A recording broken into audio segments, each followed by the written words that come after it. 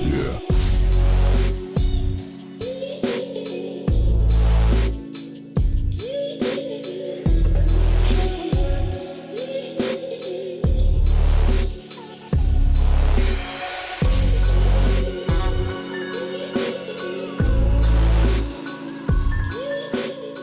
say the Jeep Meridian is a luxury 7-seater made for comfort, family uses and long drives.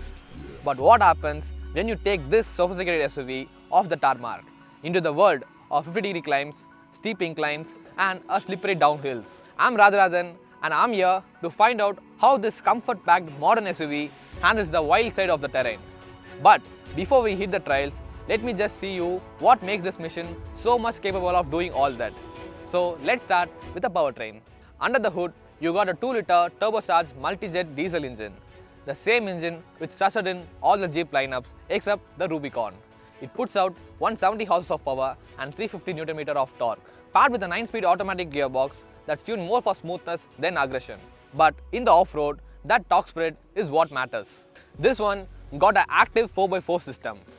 It's an on-demand all-wheel drive setup, not a proper 4x4. But even though it has a 4-wheel drive low range and a lot of terrain modes to choose from. So what's an on-demand all-wheel drive system means? Most of the times on the highways, it stays on front-wheel drive to save fuel. But when the trail gets tricky like this, the power sent to the rear wheels automatically.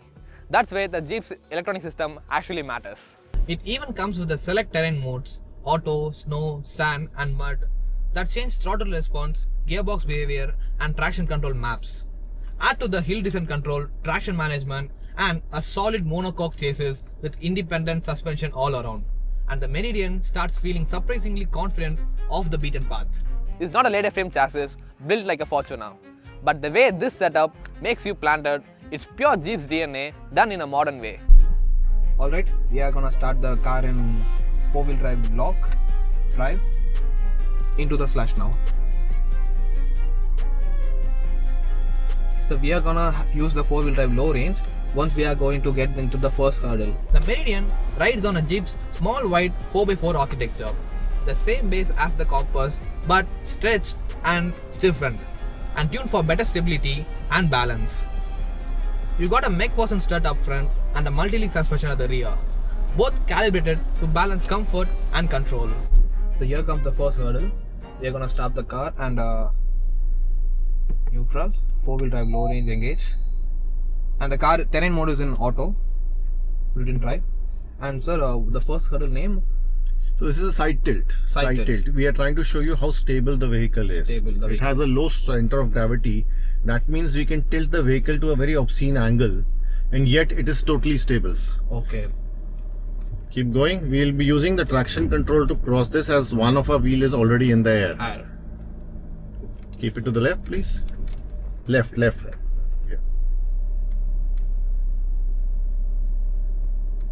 So this is about 28 to 30 degrees tilt on the side.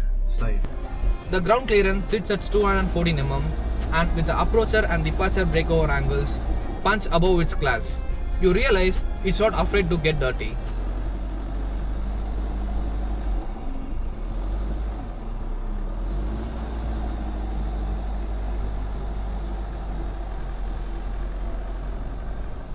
Also in the Meridian we have terrain modes. We have the snow mode and the mud and sand mode. And auto mode. So we were doing this in auto mode. Yeah. So now as we are expecting there to be slush in the front, we will shift it to the sand mud mode. We can do it on the fly. Yeah.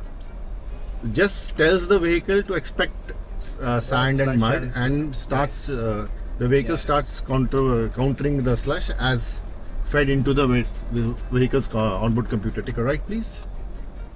Even on the uneven terrain, the suspension travel is impressive. The damping is progressive and it keeps the cabin flat while the wheels do all the work.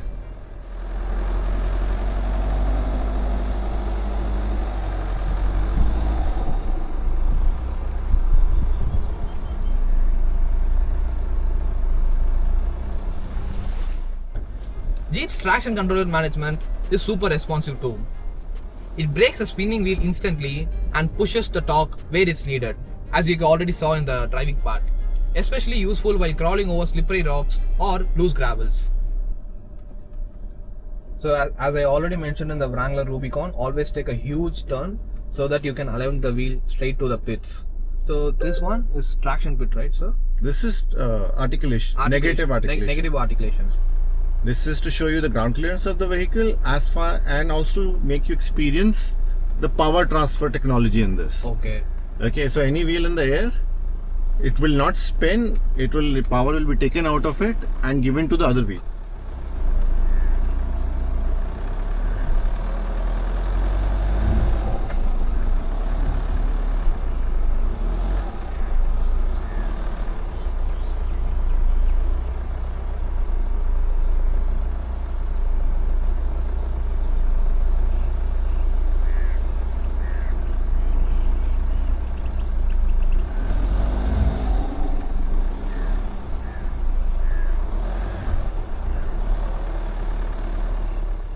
Inside, it's easy to forget that you are in an off-road.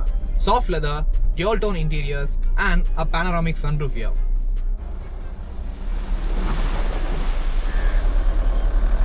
Slush?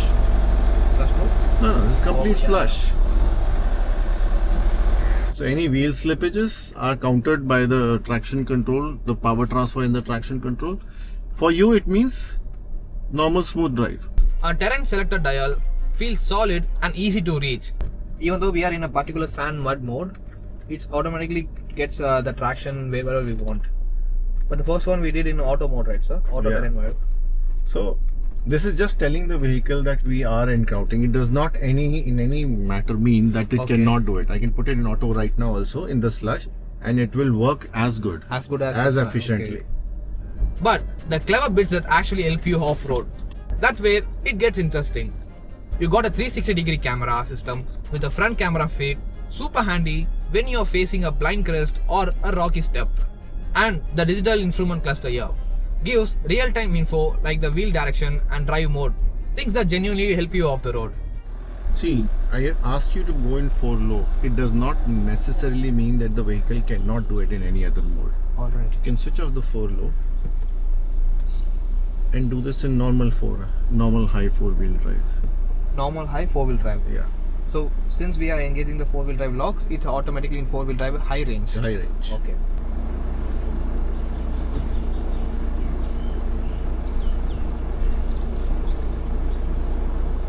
So as you guys see right there, we switched off the 4 low. Left. Okay. We did it that climb in 4-wheel high itself.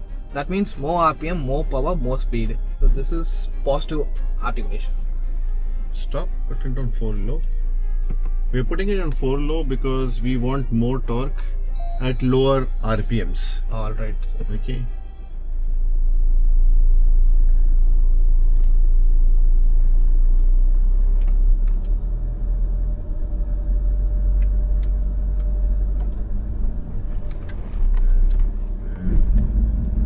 Keep going, keep going.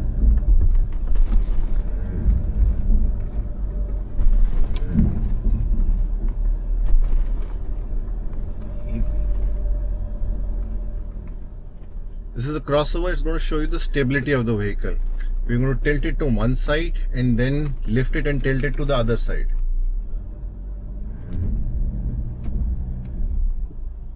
Keep going. Keep going, keep going, keep going, keep going. Stop. Yep, let's go. I messed it up, right? No, that's fine. That's fine. Chicken holes. Chicken holes. Again, suspension. Onto the rocks.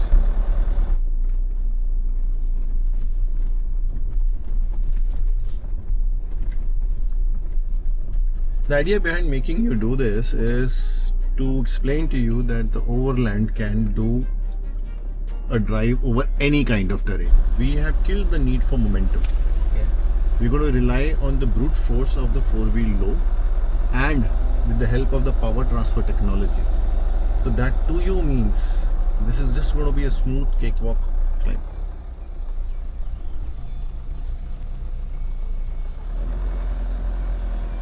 It's comfort meeting capabilities, and that's what makes this SUV stands out. You know what?